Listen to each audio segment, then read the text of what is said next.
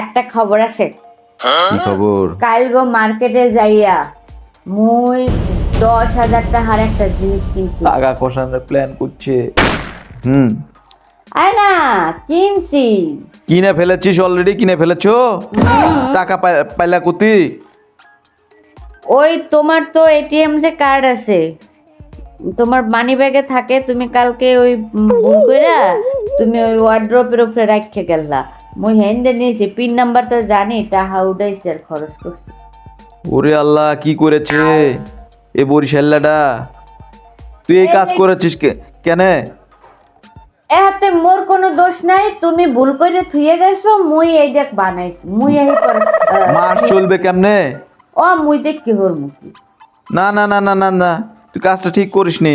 ভাই তুই ভুল করে রাখতে গেছিস। না না, তুমি কাজটা কি করেছো? এটা ঠিক কাজ করেছো নাকি? ভুল, স্বামীর ভুল সারা জীবনের কান্না, বুঝছো? স্বামীর একটা ভুল সারা জীবনের কান্না। ভুল করে তুই আমি ভুল করলাম গতি, আমার বাড়িতে আমি কি মানি ব্যাগটাও রেখে যেতে পারবো না নাকি? বউ এরাতে যদি মানি ব্যাগ পরে হেল্প কেয়ার কিছু থাকে।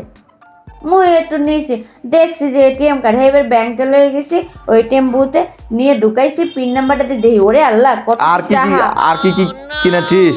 কি কি করেছিস? কিনছি মেলা কিছুই, তোমার কি ওরে আল্লাহ রে, আমার টাকা সব শেষ করেছে রে।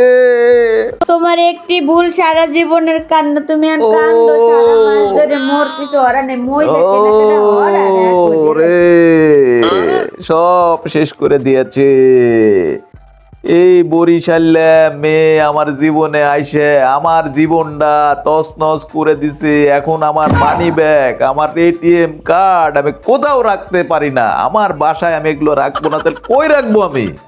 আল্লাহ, আমার জীবন শেষ, আমি শেষ হয়ে গেলাম। আল্লাহ, আমাকে রক্ষা করো আল্লাহ।